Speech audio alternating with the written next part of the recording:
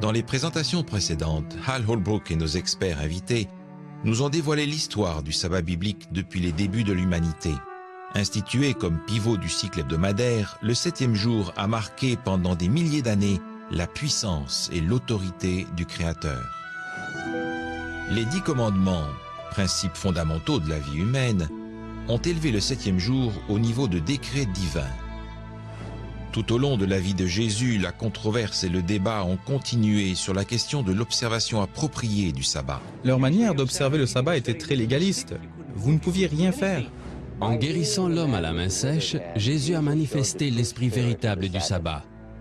Il a rejeté les règles des rabbins. Il observait le sabbat tel qu'enseigné dans les anciens écrits hébraïques. Jésus n'a pas enfreint le sabbat des 10 commandements. Ce qu'il a fait, c'est qu'il a défié les coutumes et les traditions des hommes. Alors où et quand les chrétiens ont-ils commencé à observer un autre jour d'adoration? La première loi exigeant du peuple qu'il célèbre et se repose le dimanche a été promulguée par l'empereur Constantin en l'an 321. Malgré la popularité de l'adoration du soleil et des lois du dimanche décrétées par les empereurs, plusieurs chrétiens ont continué à célébrer le sabbat le 7e jour. En fait, les églises chrétiennes qui ont abandonné le sabbat étaient en minorité. Et voici à présent le 3e volet du 7e jour. Révélation des pages perdues de l'histoire.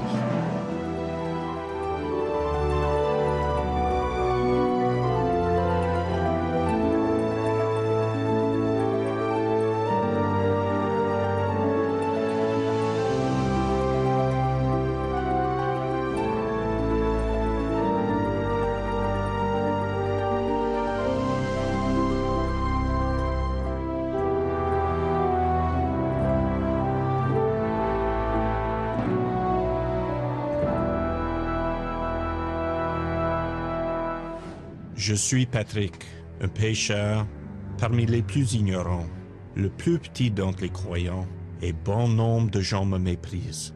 Mon père s'appelait Caponicos, un diacre, fils de Poptitius, près du village de Benavente-Tabournier. Il avait une maison de campagne tout près, et c'est à cet endroit que j'ai été capturé. J'avais environ 16 ans à l'époque. Je ne connaissais pas le Dieu véritable. J'ai été emmené en captivité en Irlande avec plusieurs milliers de personnes.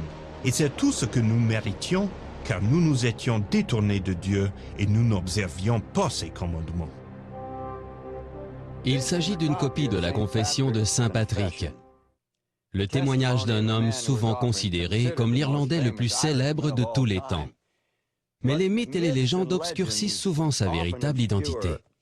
S'agit-il d'un missionnaire qui a accompli beaucoup de miracles pour l'Irlande?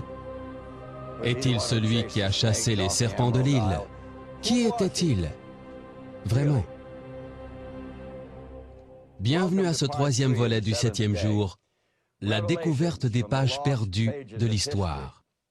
Je suis Hal Holbrook et nous allons découvrir le véritable Saint Patrick et constater qu'il s'agissait d'un homme très différent du Saint Patrick dont parlent les légendes et les traditions. Nous allons bientôt en découvrir davantage sur les efforts réitérés visant à remplacer le sabbat biblique par le dimanche en tant que jour d'adoration chrétien universel.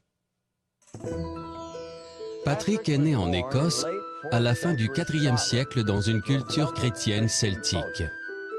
Sa religion était très différente du christianisme latin ou romain qui se propageait dans les autres parties occidentales de l'Europe. Nous ne savons pas vraiment qui étaient ces premiers chrétiens celtiques. Il semble qu'on ignore qui leur a apporté le christianisme. Nous ne sommes même pas certains de la façon dont tout cela a débuté. Mais nous savons qu'ils étaient croyants, d'après les textes de Patrick et des autres. Nous savons que leur croyance était fondée sur leur compréhension des Écritures. Contrairement aux théologiens du christianisme romain qui en appelaient de plus en plus aux enseignements de l'Église et des conciles, les enseignants celtes mettaient l'accent sur la Bible. Cette fidélité à la Bible était ce qui distinguait les chrétiens celtiques de la communauté chrétienne romaine, plus nombreuse. Comme la Bible était le fondement de leur foi, il leur était très difficile d'accepter l'autorité de l'Église romaine. Voyez-vous, l'Église celtique s'était développée au-delà de l'influence romaine. Elle était enracinée dans l'Église observatrice du sabbat, débutant au 1er siècle avec Jésus et ses apôtres. Le milieu dans lequel le christianisme celtique et son enseignement se sont développés implanta en eux une ferme confiance dans les Écritures. Ils voulaient accomplir ce que la Bible leur enseignait. Cet arrière-plan révèle également qu'ils ont reçu leur enseignement chrétien avant que l'observation du dimanche ne prenne de l'ampleur. Rien n'indique dans l'œuvre de Patrick son acceptation des enseignements des pères de l'Église. Il ne se référait qu'aux Écritures pour soutenir ce qu'il croyait, ce qu'il pratiquait et propageait. Telle était la religion de Patrick, fondée entièrement sur la Bible, fidèle à ses enseignements et obéissant aux commandements. C'était la religion qu'il était destiné à apporter aux Irlandais.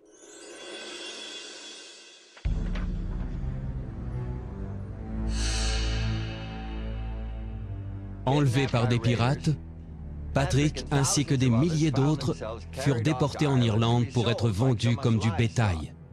Il y a passé 6 longues années à travailler pour un fermier comme esclave. Je devais garder les moutons tous les jours et plusieurs fois par jour je priais. L'amour et la crainte de Dieu m'habitaient toujours plus et ma foi s'en trouva fortifiée. Et cela même lorsque je demeurais dans les bois et les montagnes.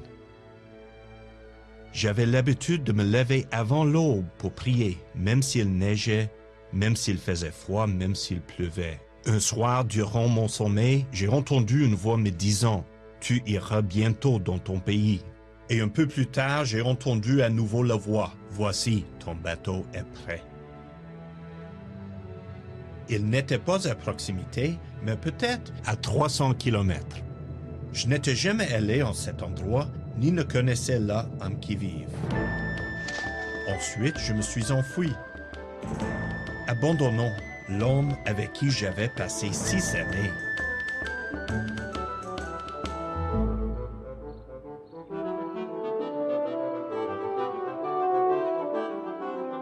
Je m'en suis allé par la puissance de Dieu, qui a dirigé mes pas vers ce qui était bon pour moi, et je n'avais peur de rien, jusqu'au moment où je suis arrivé au bateau. Patrick a toujours cru que son évasion d'Irlande avait été dirigée par la main divine. À son retour, ses compatriotes l'ont accueilli chaleureusement, l'implorant de ne plus jamais les quitter. Mais le projet de Dieu ne devait pas s'accomplir sur sa terre natale. J'ai eu dans la nuit la vision d'un homme dont le nom était Victoricus, et qui, aurait-on dit, arrivait d'Irlande avec d'innombrables lettres. Il m'a remis l'une d'elles. J'ai lu les mots d'introduction de la lettre, qui disaient « La voix des Irlandais ». Et comme je lisais le début de la lettre, j'ai cru au même moment entendre leur voix, comme s'ils criaient d'un seul cœur. « Nous te demandons de venir et de marcher de nouveau avec nous. » Répondant à la voix du peuple irlandais, Patrick revint en Irlande. Sa carrière de prédicateur et d'enseignant lui a valu le titre de saint et lui a fait prendre place dans les rangs des missionnaires chrétiens les plus célèbres au monde. Mais il y a quelque chose de beaucoup moins connu à son sujet. Saint Patrick observait le sabbat du 7e jour, le samedi. Son observation du sabbat est devenue légendaire. 2 siècles après sa mort, son biographe écrit que tous les 7 jours, Patrick et son ami Victoricus se rencontraient pour prier ensemble et fraterniser. Certains historiens vont même jusqu'à penser que l'ami de Patrick, qu'il rencontrait le jour du sabbat, était un ange.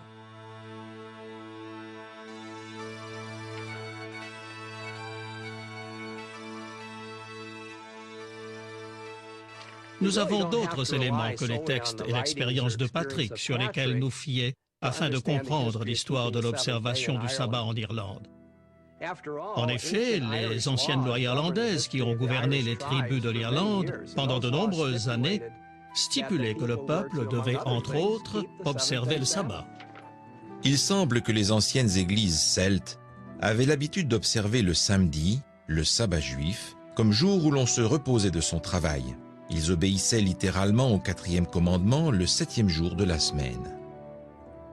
Tandis que l'influence de la religion romaine grandissait, l'observation du sabbat de certains chrétiens celtiques des îles britanniques s'en est trouvée graduellement affectée. Au début du VIe siècle, il était courant pour des croyants celtiques d'observer à la fois le samedi et le dimanche comme jour sacré. Il en était ainsi à l'époque du successeur spirituel de Patrick, un Irlandais nommé Columba. Il était au nombre des diplômés d'une école fondée par Patrick. Né vers l'an 521 d'une famille de la noblesse, il renonça à son droit d'accéder au trône d'Irlande pour répondre à un appel plus élevé. Columba a établi son œuvre missionnaire sur l'île rocailleuse de Iona. Lui et 12 de ses amis ont accédé à cet endroit isolé en naviguant depuis la côte occidentale de l'Écosse à bord de petites barques en peau d'animaux. Rendu à Iona, Columba a fondé une école pour missionnaires. Ces missionnaires sont allés annoncer le message chrétien en sol écossais et dans toutes les îles britanniques. Columba est demeuré fidèle à la doctrine de ses racines chrétiennes celtiques. Il a observé le samedi, le 7e jour, en tant que sabbat. Même s'il observait le dimanche en l'honneur de la résurrection du Christ, Columba a enseigné à ses disciples à considérer le sabbat comme un jour tout aussi sacré.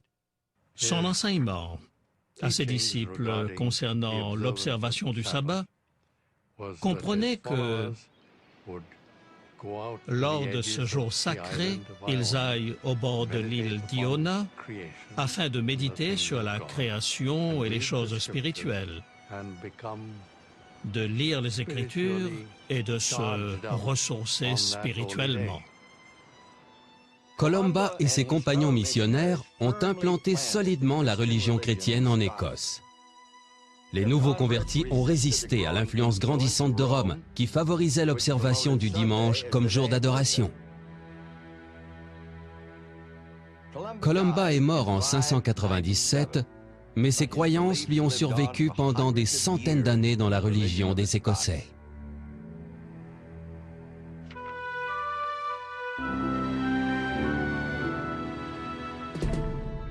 En 1070, Malcolm, roi d'Écosse, épousa Marguerite, une jeune femme que le destin allait rendre plus célèbre que son mari.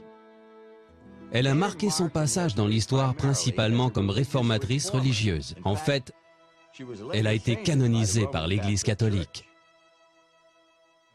On sait que Marguerite a été élevée à la cour très pieuse des rois de Hongrie et que par la suite, vers l'âge de 7 ou 8 ans, elle a vécu à la cour d'Édouard le Confesseur. Et la cour d'Angleterre était également très pieuse, très dévouée au catholicisme. À la cour d'Angleterre, Marguerite évolua sous l'influence des moines bénédictins de Canterbury. Lorsque la situation politique se dégrada au point que sa famille ne soit plus la bienvenue en Angleterre, ils déménagèrent en Écosse où Marguerite retint l'attention du roi. Il semble que Marguerite ait envisagé de devenir nonne. On rapporte qu'elle était très peu disposée à épouser Malcolm, le roi d'Écosse, car elle voulait, selon son propre dire, être épouse du Christ. Le biographe de Marguerite rapporte que dans les premières années de sa vie, elle était très dévouée à l'Église et envisageait de devenir religieuse. Son biographe rapporte également que lorsqu'elle est arrivée en Écosse à rencontrer Malcolm, son futur mari, elle n'était pas disposée à lui accorder sa main, mais y consentit toutefois à la demande de sa famille, et également parce qu'elle croyait que Dieu lui donnait ainsi une occasion de réaliser son œuvre dans le royaume d'Écosse. Marguerite trouvait que la cour écossaise était quelque peu rustre et grossière. Elle résolut de changer tout ça. Elle était scandalisée par la manière dont les gens pratiquaient leur religion. Bon nombre observaient toujours les doctrines et les traditions transmises par Columba près de 5 siècles auparavant. Un aspect de la religion de ce peuple contrariait particulièrement la nouvelle reine. Lorsque Marguerite est arrivée en Écosse, elle était contrariée par la façon dont on observait le dimanche. Elle a constaté que les gens avaient tendance à exécuter leurs tâches domestiques le dimanche. Ils pouvaient d'abord aller à l'église, mais ensuite ils vaquaient leurs occupations de tous les jours. Et c'était quelque chose qu'elle voulait réformer. La reine insistait sur l'observation stricte et exclusive du jour du Seigneur, le dimanche. Le peuple, comme le clergé, s'y soumirent sans toutefois abandonner complètement leur révérence pour le samedi.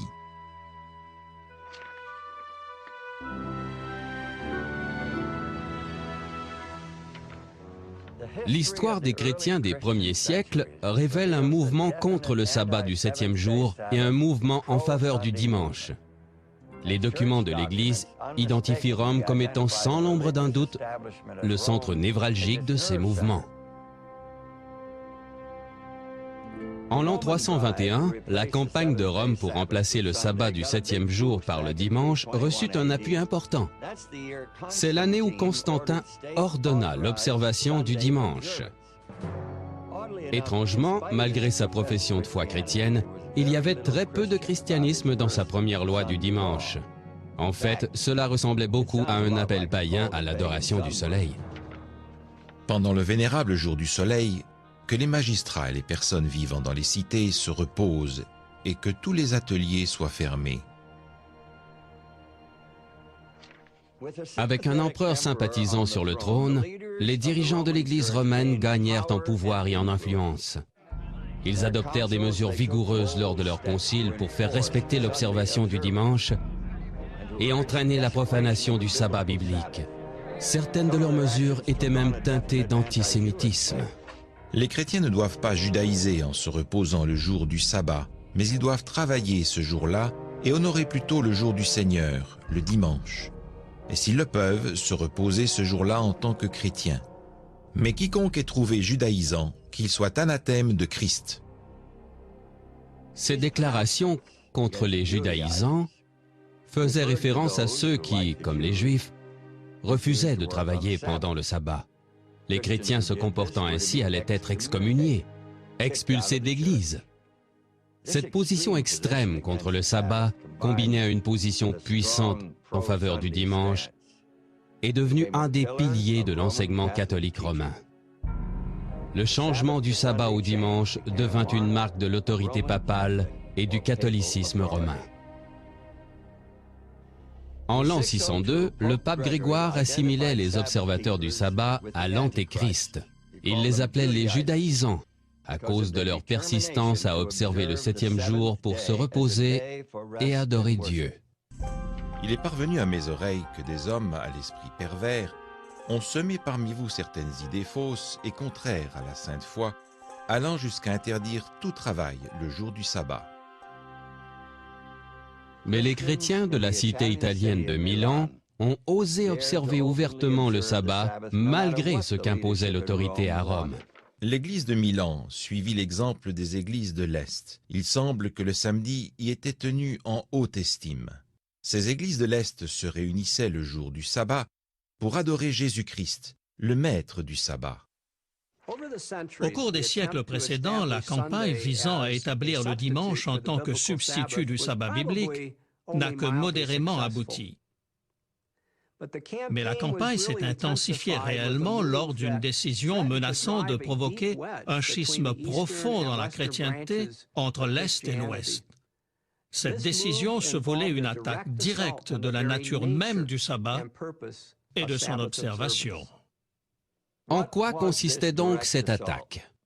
Il s'agissait d'un règlement interdisant aux chrétiens de manger pendant le 7e jour, en d'autres mots, d'un jeûne du sabbat. C'était une idée antisémite, provenant probablement d'un dénommé Marcion, un hérétique expulsé de l'Église au IIe siècle. Marcion voulait discréditer le sabbat parce que c'était une image de la création. Selon lui, la création était un acte mauvais provenant d'un mauvais Dieu, du Dieu de l'Ancien Testament. Il distinguait le Dieu de l'Ancien Testament de celui du Nouveau Testament, le Dieu d'amour. Mais l'Église a rejeté cette idée, car la création était bonne et le Dieu de l'Ancien Testament est le même que celui du Nouveau. Marcion transformait ainsi un jour de fête en un jour de lamentation. C'était bien là son intention. Et c'est pour cette raison qu'il a lancé l'idée d'un jeûne du sabbat. Malgré son opposition à Marcion, l'Église récupéra son idée de jeûne et l'exploita afin de rendre le sabbat du 7e jour rébarbatif. Ceci était tout à fait contraire à ce qu'enseignait le judaïsme. Dans le judaïsme, le sabbat était un jour de fête. En effet, jeûner durant le sabbat constituait une transgression du sabbat. Il s'agissait d'une autre façon de différencier le christianisme du judaïsme. Faire du sabbat une journée sans nourriture s'avéra une stratégie très efficace, surtout que le 6e jour, le vendredi, était aussi un jour de jeûne pour de nombreux croyants. En une génération seulement, les jeunes chrétiens développèrent une aversion pour le sabbat, ce jour de jeûne et de tristesse, et en contrepartie, un attrait pour le dimanche, jour de fête et de réjouissance. C'était l'Église de Rome qui s'était faite championne du jeûne pendant le sabbat et des réjouissances le dimanche. En effet, au IVe siècle, le pape Sylvestre a déclaré qu'il était bon d'agir ainsi par mépris des Juifs. Si tous les dimanches doivent être observés dans la joie par les chrétiens à cause de la résurrection, les sabbats, à cause de la mise au tombeau, doivent aviver l'exécration des Juifs. En d'autres termes, on enseignait aux chrétiens à jeûner le jour du sabbat en guise d'expression de leur mépris des Juifs, comme la manifestation d'une malédiction contre eux. Mais même cette stratégie contre le sabbat n'a été que partiellement efficace. D'éminents dirigeants de l'Église s'y sont opposés.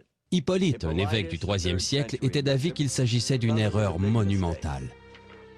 Même à notre époque, certains enseignent à jeûner le jour du sabbat, ce dont le Christ n'a pas parlé. Ils déshonorent ainsi l'évangile de Christ. Il existe même un document rapportant qu'Augustin, un des pères les plus influents de l'Église romaine, prit la défense des membres de l'Église qui n'observaient pas le jeûne du sabbat. Les dirigeants à Rome réussirent finalement à imposer le jeûne du sabbat à leurs fidèles dans le monde chrétien occidental. Mais on ne peut pas affirmer la même chose de l'Est, où l'influence orthodoxe était plus forte. La chrétienté résistait à ce décret et leur vue sur le sabbat était réellement très différente. Le jeûne du sabbat est insensé pour les orthodoxes, car le sabbat marque deux grands événements, l'accomplissement de la création et l'accomplissement de la rédemption. Ainsi, le sabbat est doublement un sujet de fête et ne peut en aucun cas être associé au jeûne et aux lamentations.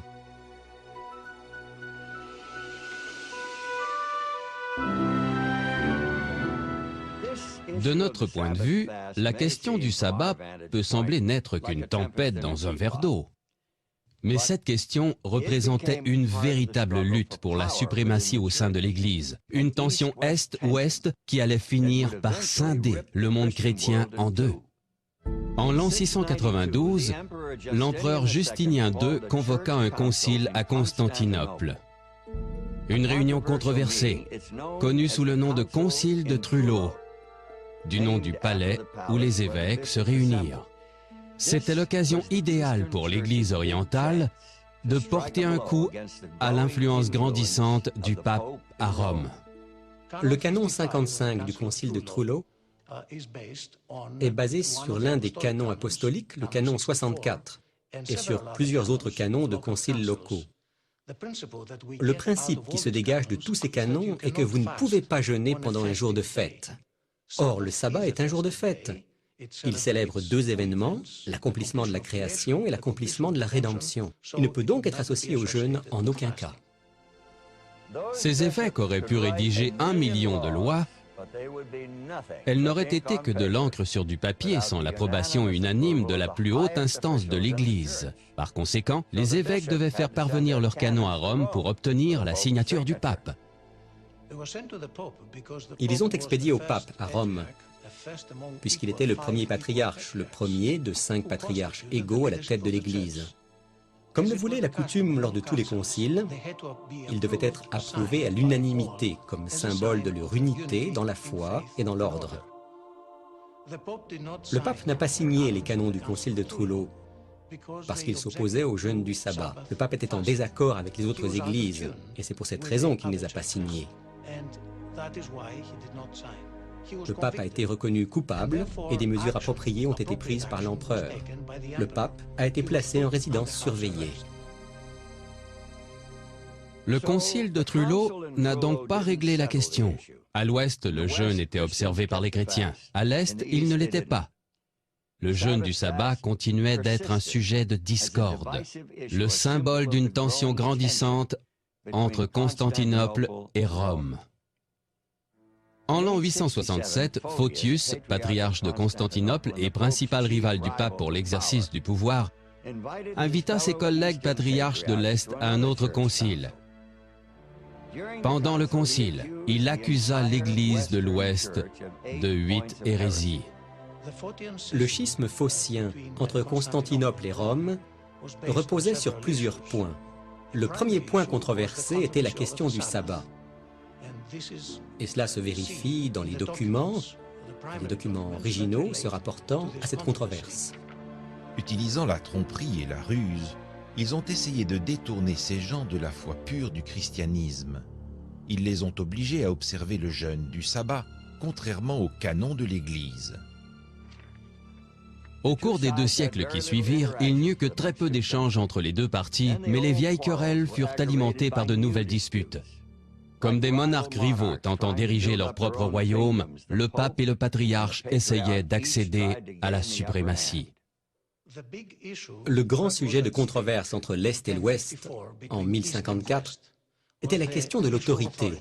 L'autorité au sein de l'Église. Le pape imposait des traditions particulières à l'Ouest, des traditions romaines, aux églises byzantines d'Italie. Et l'une d'entre elles concernait bien entendu la célébration du jeûne, ou plutôt l'observation du jeûne, le jour du sabbat. Le pape envoya le cardinal Humbert, un de ses plus proches collaborateurs, afin de négocier avec Michel Cérularius, le patriarche orthodoxe. Cette tentative ne produisit aucun résultat, aucune des deux parties ne voulant céder pour l'unité de la chrétienté. La situation s'envenima, puis vint le 16 juillet 1054. Et les légats du pape, exaspérés par l'opposition du patriarche, comme il a dit eux-mêmes, prirent la décision de faire un geste des plus insolents. Le 16 juillet, ils pénétrèrent dans l'église de Hagia Sophia. Et tandis que les prêtres préparaient le service de la 3e heure ce samedi, ils déposèrent une bulle d'excommunication sur l'autel central devant les prêtres et tous ceux qui étaient présents. Puis ils sortirent en secouant la poussière de leurs pieds en guise de témoignage contre eux et déclarèrent « Que Dieu soit témoin et juge ». Dès que les légats du pape ne furent plus en vue, l'empereur ordonna de brûler le document d'excommunication. Michel Cérularius convoqua un autre concile qui émit sa propre excommunication contre l'Église latine. Ainsi, les excommuniés excommunièrent les excommunicateurs.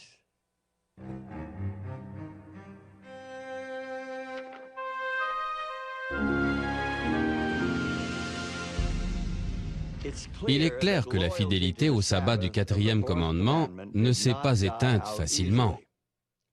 Les efforts de l'Église romaine visant à promouvoir l'alternative du dimanche se poursuivaient. Une nouvelle approche eut lieu sous forme d'une lettre. Une lettre qui provenait soi-disant directement du ciel.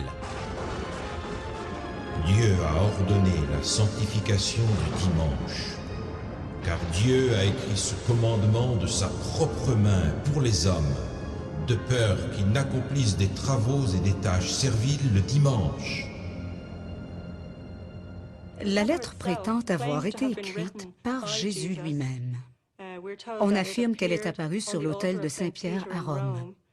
Le prêtre, en récitant la messe, l'aurait découverte à cet endroit et, évidemment, en aurait été très effrayé. Une lettre du ciel. Pensez-y. Qui ne rêverait d'en avoir une pour confirmer ses opinions?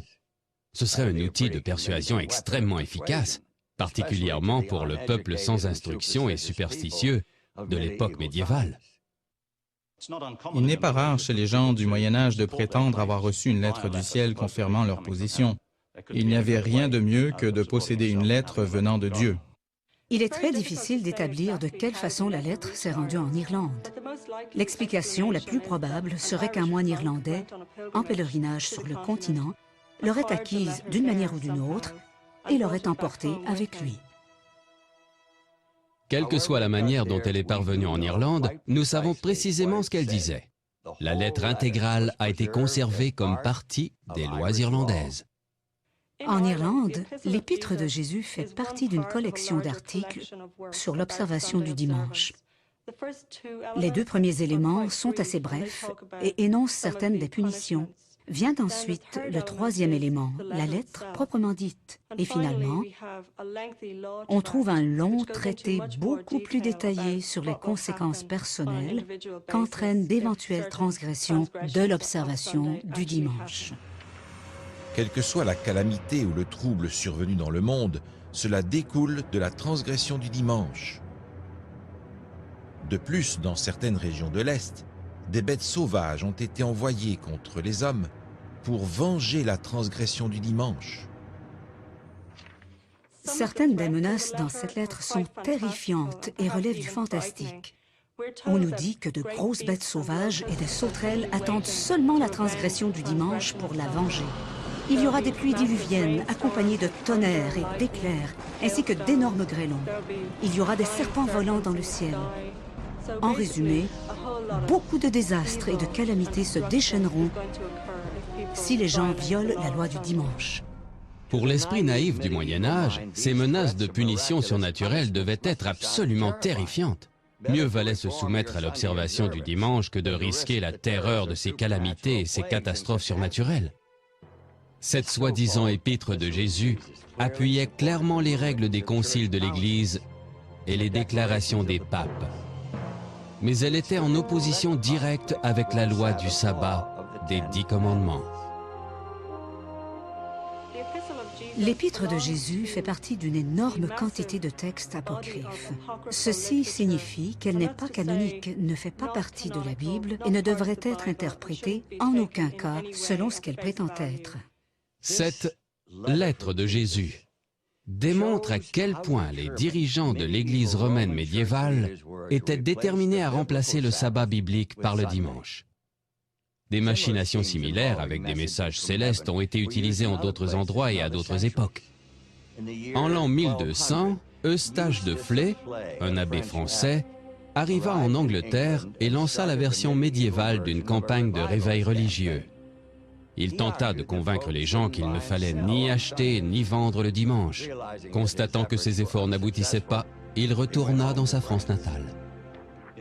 Mais il est revenu en 1201 avec cette fois le renfort d'une lettre soi-disant venue du ciel et déposée sur l'autel de Saint-Siméon à Jérusalem, dans laquelle Dieu lui-même menaçait de châtier ceux qui travaillaient ou faisaient du commerce le dimanche.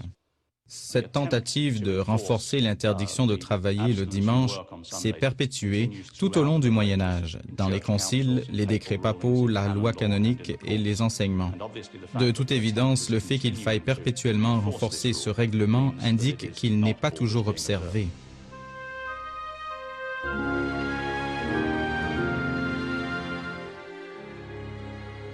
Cependant, en général, l'Église de Rome réussit à établir l'observation du dimanche et à la faire appliquer. Après tout, les empereurs et les rois étaient dans l'obligation de faire appliquer la loi de l'Église. De plus, sauf en quelques endroits isolés, l'Église contrôlait l'accès aux Saintes Écritures. L'homme ordinaire dépendait donc en grande partie du prêtre pour comprendre la Bible et ses enseignements. Mais il y avait des endroits retirés où les Écritures existaient encore dans la langue du peuple. Et dans ces endroits, il y avait des groupes très courageux qui résistaient à l'autorité de l'Église et persistaient à observer le sabbat. Dans les montagnes du nord de l'Espagne, en Italie et dans le sud de la France, la résistance de certains groupes d'individus au pouvoir de Rome est devenue légendaire. Des peuples tels les Albigeois, les Cathares, les Passaguini et les Vaudois. Des documents de l'époque nous indiquent que de nombreuses personnes au sein de ces groupes observaient le sabbat du 7e jour. Les ennemis des Cathares et des Vaudois les accusaient d'enseigner que les chrétiens devaient observer la loi de Moïse à la lettre, incluant le commandement du sabbat. Les Passaguini observaient le sabbat parce qu'ils croyaient que le sabbat existait avant la loi des 10 commandements. Un document du XIIe siècle rapporte qu'un groupe de cathares, 4 hommes et un enfant, lors d'un voyage près de Cologne en France, furent capturés et livrés au bûcher pour ne pas être allés à l'église le jour du Seigneur, le dimanche. L'institution Église-État avait le pouvoir d'imposer sa volonté, même par les armes. Elle n'hésitait pas à se servir de la persécution et de la coercition sur les dissidents. Puis, John Wycliffe entra en scène, et le monde chrétien n'a plus jamais été le même.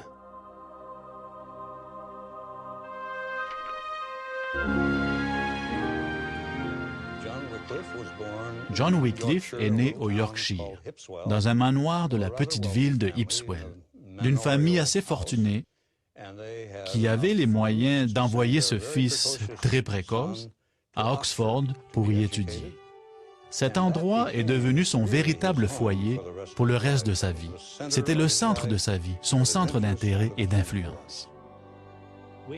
John Wycliffe était passionnément amoureux de la parole de Dieu. Il a cherché à répandre la Bible parmi le peuple anglais. Il aimait la parole de Dieu au point d'être prêt à s'opposer aux autorités de l'Église de son époque au prix de grandes pertes et en courant de grands risques. Par exemple, en ce qui concerne la lecture personnelle de la Bible, l'Église établie pensait que nous, les laïcs ordinaires, n'étaient pas assez intelligents pour la lire. Seul quelqu'un qui avait plusieurs années d'études supérieures derrière lui était en mesure de la comprendre.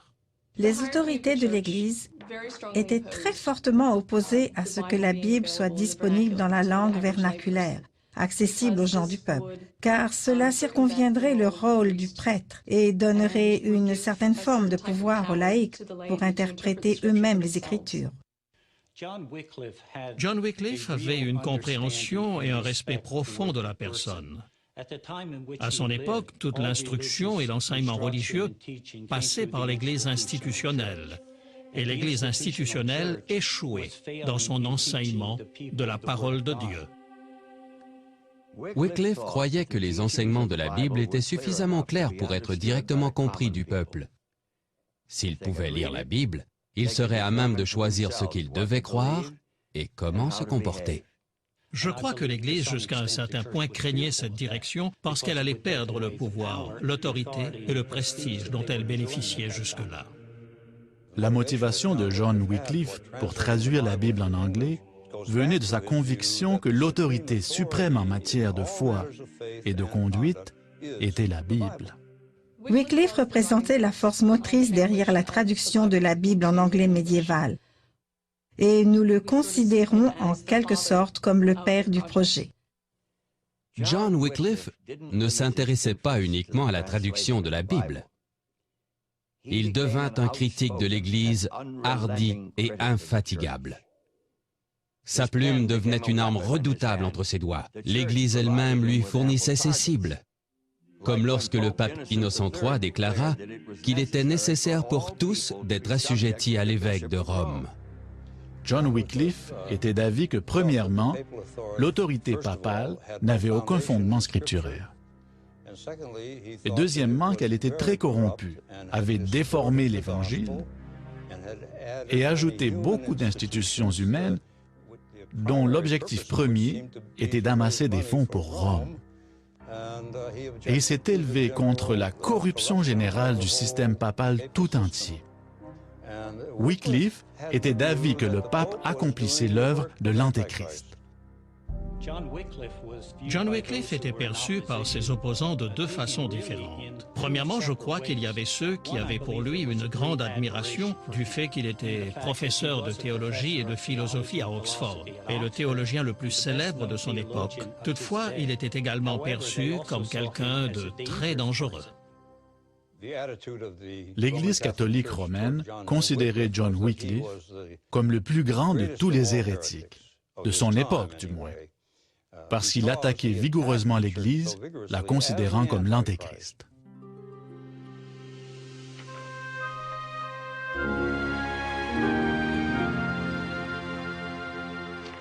John Wycliffe aurait probablement connu une existence paisible s'il avait bien voulu garder ses opinions pour lui-même. Mais à tirer sans relâche sur l'Église avec sa plume et ses paroles, il se rallia nombre de sympathisants.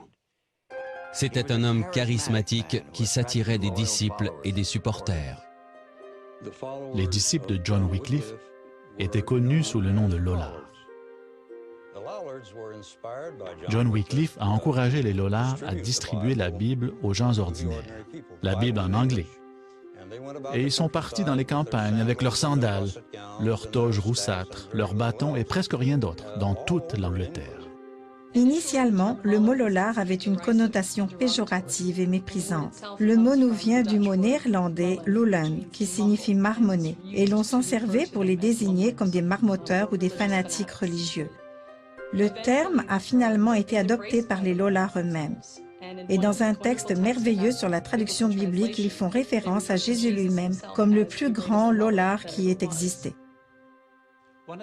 Une des questions de tous les temps est la question de l'autorité. Il y avait deux points de vue à l'époque de Wycliffe. L'Église romaine affirmait détenir l'autorité parce qu'elle était infaillible et qu'elle détenait ce droit de Dieu. D'un autre côté, les Lollards croyaient que l'autorité ultime était en Dieu par les Écritures. Le mouvement des Lollards est finalement devenu clandestin, voire piétiste.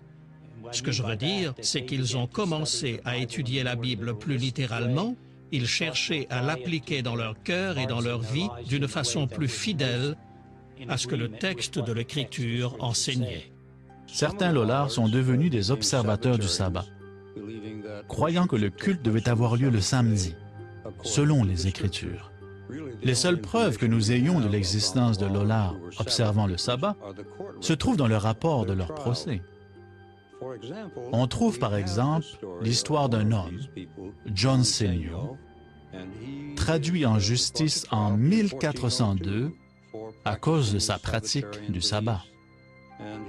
Il affirmait qu'il continuerait à le faire jusqu'à ce que quelqu'un lui prouve par les Écritures qu'il était dans l'erreur. Avec cette vision des Écritures, il n'est pas surprenant qu'il y ait eu des observateurs du sabbat parmi les Lollards. Ils furent les précurseurs d'un grand nombre qui allaient redécouvrir le sabbat de la Bible lors de la Réforme protestante.